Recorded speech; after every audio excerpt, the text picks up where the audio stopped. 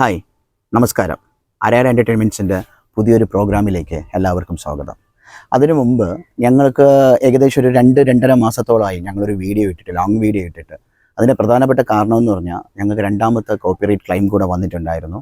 അതെങ്ങനെ വന്നു എന്നോ അല്ലെങ്കിൽ ആരാണ് അതിൻ്റെ പിറകിൽ കളിച്ചതെന്നൊന്നും ഞാൻ പറയുന്നില്ല. പക്ഷേ അതുകൊണ്ട് തന്നെ ജസ്റ്റ് ഒന്ന് വെയിറ്റ് ചെയ്തു. ഇപ്പം ഈ മാസം ഡിസംബർ മാസം 20-ാം തീയതിയോടെ നമ്മുടെ 2 സ്ട്രൈക്കുകളും തീരുവാണ്. അപ്പോൾ എന്തായാലും കുറച്ച് ദിവസം കൊണ്ട് ഇവിടെ പ്ലാൻ ചെയ്യുന്നൊരു വീഡിയോ ആണ്. അപ്പോൾ വീഡിയോ എന്ന് പറയുമ്പോൾ നമ്മുടെ ജയസൂര്യ നായകനായിട്ട് അഭിനയിച്ച തൃശ്ശൂർ പൂരം എന്ന് പറയുന്ന സിനിമയിൽ പല പല ക്ലിപ്പിങ്സും ഫ്രൈഡേ മൂവീസിൻ്റെ യൂട്യൂബ് ചാനലിൽ അവൈലബിൾ ആണ്. ഭയങ്കര ഹിറ്റുമാണ്. ഒരുപാട് കോമൻസ് ഒക്കെ അതിനകത്ത് വരുന്നുണ്ട്. അപ്പോൾ ഇതിൽ ഈ കൊമൻസ് വരുമ്പോൾ ഞാൻ മിക്ക കൊമൻസും കാണുമ്പോൾ ഞാൻ ഞെട്ടിപ്പോയൊരു കാര്യം എന്തെന്ന് പറഞ്ഞു കഴിഞ്ഞാൽ സാബുമോൻ സാബുമോൻ സാബുമോൻ സാബുമോൻ കാരണമാണ് ഈ സിനിമ ഫ്ലോപ്പായത്. പക്ഷേ നിങ്ങൾ തന്നെ ആത്മാർത്ഥമായിട്ടൊന്ന് ചിന്തിച്ചു നോക്ക്, സാബുമോൻ മാത്രമാണോ? എൻ്റെ അഭിപ്രായത്തിൽ ഒരിക്കലുമല്ല സാബുമോൻ മാത്രമല്ല ഈ സിനിമയുടെ പരാജയത്തിൻ്റെ കാരണം. കാരണം സാബുമോൻ ഈ സിനിമ പരാജയപ്പെടാൻ 100 കാരണങ്ങളുണ്ടെങ്കിൽ അതിലൊരു കാരണം മാത്രമേ ഉള്ളൂ. ഇപ്പോൾ ഞാൻ തിയേറ്ററിൽ പോയി കണ്ട പടമാണിത്. എൻ്റെ ഗുരുനാഥൻ കൂടിയായ മിസ്റ്റർ സതീഷാണ് ഈ സിനിമയുടെ അസോസിയേറ്റ് ആയിരുന്നത്.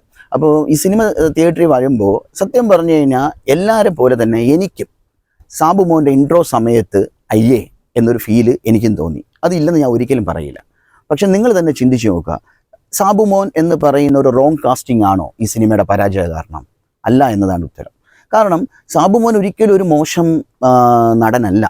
സാബുമോൻ ഒരിക്കലും ഒരു കോമഡി എന്ന് പറയുന്ന ആദ്യമൊക്കെ അയാളുടെ കരിയറിലെ സ്റ്റാർട്ടിങ്ങിൽ അയാൾ തരികട പരിപാടി കൊണ്ട് നടന്നപ്പോഴും അതിനുശേഷം ചില സിനിമകളിലൊക്കെ ഒരു കൊമേഡിയൻ എന്നുള്ള രീതിയിൽ അയാൾ ചെയ്തിട്ടുണ്ടെങ്കിലും ഞാൻ എഴുതി വെച്ച് തരാം. അയ്യപ്പനും കോശി എന്ന് പറഞ്ഞ സിനിമയൊക്കെ നമ്മളെല്ലാവരും കണ്ട സിനിമയാണ്. അതിലേക്ക് അയാളുടെ പെർഫോമൻസ് എന്ന് പറഞ്ഞാൽ വേറെ ലെവലാണ്. ഇപ്പം ഈ സിനിമയിലും എൻ്റെ വ്യക്തിപരമായ അഭിപ്രായത്തിൽ ആസ് എ പെർഫോമർ സാബുമോൻ്റെ ഭാഗത്ത് പ്രശ്നമില്ല. ഈ സിനിമ ഫ്ലോപ്പ് ആവാൻ 10 കാരണമുണ്ടെങ്കിൽ ഞാൻ പറയും വെറും 10ാമത്തെ കാരണം മാത്രമേ സാബുമോൻ എന്ന് ഞാൻ പറയുള്ളൂ. നിങ്ങൾ ആലോചിച്ച് നോക്കും, ഈ സിനിമ ഇൻ്റർവെൽ വരെ ഭയങ്കര ഹെവി ആയിട്ട് പോയിക്കൊണ്ടിരിക്കുന്നൊരു സിനിമയാണ്, ഭയങ്കര ഹെവി ആയിട്ട്. അപ്പോൾ 3 വറ്റാത്ത കിണറുകൾ കൊണ്ട് തൃശ്ശൂർക്കാരെ മുഴുവൻ വെള്ളദാഹം മാറ്റിക്കുന്ന നായകൻ. Opposite side Sudeep Rangan and Shyam Rangan. Sabumon Shyam Rangan എന്ന് പറയുന്ന ക്യാരക്ടറാണ് ചെയ്തിരിക്കുന്നത്. അപ്പോൾ നമ്മൾ ഈ സുദീപാണ് ഫസ്റ്റ് ഹാഫിൽ, ശ്യാം രംഗൻ സെക്കൻഡ് ഹാഫ് തൊട്ടേ ഉള്ളൂ. ഈ ഫസ്റ്റ് ഹാഫിൽ സുദീപിൻ്റെ കുറേ കാര്യങ്ങൾ, അയാളുടെ ഒരു പെർഫോമൻസ്, ജയസൂര്യയുടെ പെർഫോമൻസ് വളരെ ഫാസ്റ്റായിട്ട് തന്നെയാണ് സിനിമ പോകുന്നത്. പക്ഷേ നിങ്ങൾ തന്നെ ചിന്തിച്ച് നോക്കണം, സെക്കൻഡ് ഹാഫിലോട്ട് വരുമ്പോൾ സുദീപിനെ പോലെ ഇത്രയും, അല്ലെങ്കിൽ ശ്യാം രംഗൻ്റെ അനിയൻ എന്ന് പറയുന്ന ഒരു ക്യാരക്ടറിന് അത്രയും ഹൈപ്പ് കൊടുത്തു വെച്ചിരിക്കുന്ന ശ്യാം രംഗൻ നാട്ടിലോട്ട് വരുന്നു, അനിയൻ്റെ അവസ്ഥയ്ക്ക് പ്രതികാരം ചെയ്യാൻ തീരുമാനിക്കുന്നു. അപ്പോൾ തന്നെ നിങ്ങൾ മനസ്സിലാക്കേണ്ട ഒരു കാര്യം എന്ന് പറഞ്ഞു കഴിഞ്ഞാൽ, മല പോലെ വന്നത് എലി പോലെ ആക്കി കളഞ്ഞു. അത് ശ്യാം രംഗനായിട്ട് ചെയ്ത സാബുമോൻ്റെ പ്രശ്നമല്ല. വക്കീലിനോട് പറയുന്നു, ശ്യാം രംഗൻ പറയുന്നു, അയാൾ കളിക്കട്ടെ, അവൻ കളിക്കട്ടെ, നമുക്ക് വഴിയിൽ പിടിക്കാം. ശരിയാണ്, വഴിയെ പിടിക്കാം.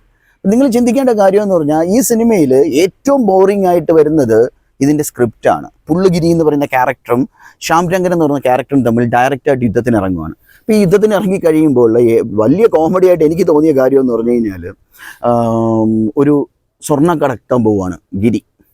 അത് ശ്യാം രംഗൻ്റെ ഒരു കൺസൈൻമെൻറ്റ് കടത്താൻ വേണ്ടി ഗിരി പോവുകയാണ്.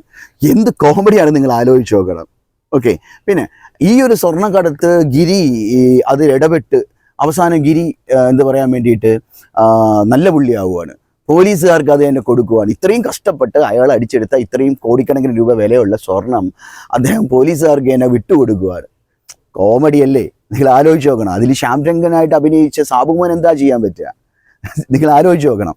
പിന്നെ ഈ പടത്തിൻ്റെ സ്റ്റാർട്ടിങ്ങിൽ തന്നെ നമ്മൾ പറയുന്നൊരു കാര്യമാണ്, 100 കോടിയുടെ ഒരു ടൗൺഷിപ്പ് അവർ പ്ലാൻ ചെയ്യുന്നത്.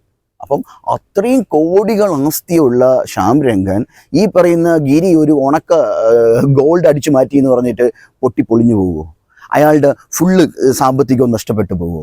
അതൊന്നാമത്തെ കാര്യം. രണ്ടാമത്തെ കാര്യം, നിങ്ങൾ തന്നെ മനസ്സിലാക്കുക, ഒരു ഓപ്പോസിറ്റ് നിൽക്കുന്ന എതിരാളിയുടെ വില കുറച്ച് കാണുന്ന വെറും മണ്ടത്തനാണ്. ഇപ്പം തന്നെ ഈ പറയുന്ന ഇത്രയധികം പ്രശ്നങ്ങൾ പുള്ളിഗിരി ഉണ്ടാക്കിയിട്ട് അദ്ദേഹത്തിൻ്റെ ഭാര്യനെ റേപ്പ് ചെയ്യാൻ വിട്ടുകൊടുത്തിരിക്കുകയാണ്.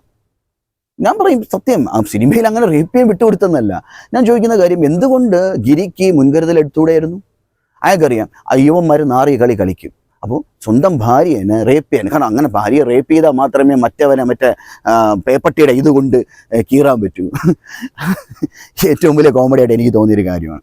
അപ്പോൾ ഇതിൻ്റെ അകത്ത് സിനിമ സ്റ്റാർട്ടിങ്ങിൽ തന്നെ പുള്ളുഗിരിയുടെ ഒരു ഇൻട്രോ എന്ന് തന്നെ വലിയൊരു ഗുണ്ടേനെ പേപ്പട്ടിയുടെ വായിൽ പിച്ചാത്തി വെച്ചിട്ട് അയാളുടെ കയ്യിലോട്ട് ഈ വിഷം ബാധ കത്തി കൊണ്ട് മുറിച്ച് കടത്തുന്നതായിട്ടാണ്.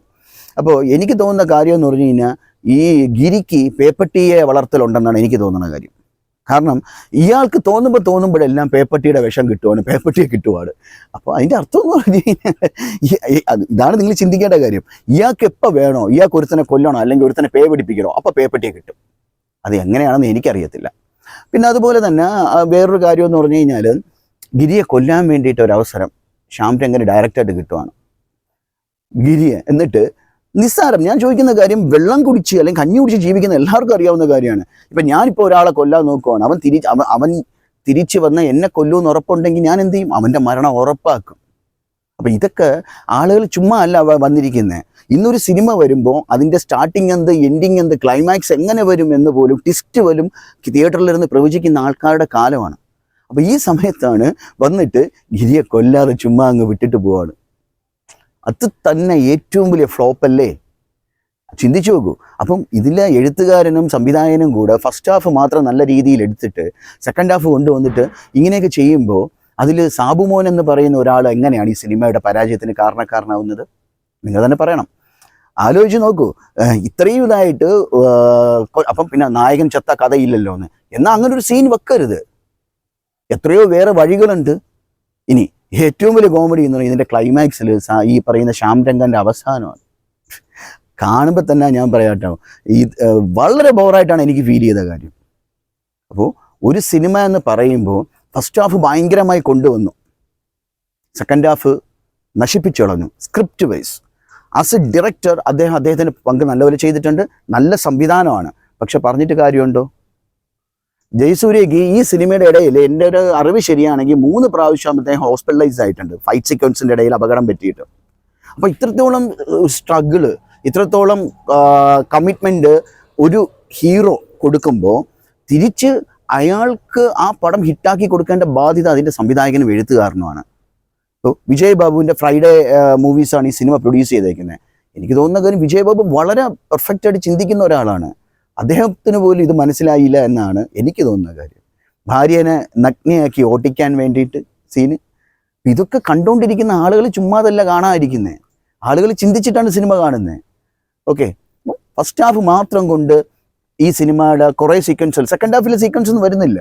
ഈ ഗോൾഡ് അടിച്ചു പാറ്റാനൊക്കെ പോണ ആണെന്നും കേട്ടോ. എൻ്റെ അമ്മ റോബിൻഹുഡ് ഗിരി എന്നാണ് അയാളെ പേര്. പുള്ളിഗിരി എന്നല്ല, റോബിൻഹുഡ് ഗിരി എന്നൊക്കെ ആക്കണം.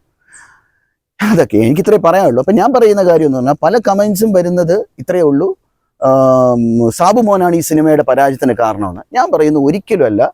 Sabumon one of the reasons, പല കാരണങ്ങളിൽ ഒന്ന് മാത്രമാണ്. പിന്നെ സാബുമോൻ എന്ന് പറയുമ്പോൾ പലർക്കും അദ്ദേഹത്തിനോട് ഞാൻ തുറന്നു പറയാം, അദ്ദേഹത്തിൻ്റെ രാഷ്ട്രീയത്തോടൊക്കെ വളരെയധികം അല്ലെങ്കിൽ അദ്ദേഹത്തിൻ്റെ ശക്തമായ നിലപാടുകൾ, എന്ത് കാര്യവും ആരുടെ മുഖത്ത്, ഇപ്പോൾ മമ്മൂട്ടിയുടെ മുഖത്ത് നോക്കി സംസാരിക്കണോ അയാൾ സംസാരിക്കും, മോഹൻലാലിൻ്റെ മുഖത്ത് നോക്കി സംസാരിക്കണോ അയാൾ സംസാരിക്കും. അപ്പോൾ അയാളുടേതായ നിലപാടുകൾ വളരെ സ്ട്രോങ് ആയിട്ട് നിൽക്കുന്ന ഒരു മനുഷ്യനാണ് ഈ സാബുമോൻ. അപ്പം അയാളുടെ രാഷ്ട്രീയമോ അയാളുടെ മറ്റു കാര്യങ്ങളോ നമ്മൾ നോക്കേണ്ട കാര്യമില്ല, അയാൾ എന്ത് ചെയ്യുന്നു എന്നുള്ള കാര്യം നമ്മൾ നോക്കണ്ട.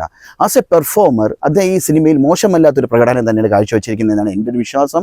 സോ ഞാൻ വീണ്ടും പറയുന്നു, നിങ്ങൾ ഇനി ഈ സിനിമയൊന്ന് കാണുമ്പോൾ അല്ലെങ്കിൽ ഈ ക്ലിപ്സ് സെക്കൻഡ് ഹാഫിന് ശേഷമുള്ള ക്ലിപ്പുകൾ നിങ്ങൾ യൂട്യൂബിൽ കാണുമ്പോൾ നിങ്ങൾ ഇതൊന്ന് ശ്രദ്ധിച്ച് നോക്കുക. ഇനി പൊങ്കാല ഇടണം എന്നുള്ളവർക്ക് പൊങ്കാല ഒന്നിടാം, അല്ലെങ്കിൽ അനുകൂലിക്കുന്നു എന്നുള്ളവർക്ക് കമൻസ് ഇടാം. Anyway, by.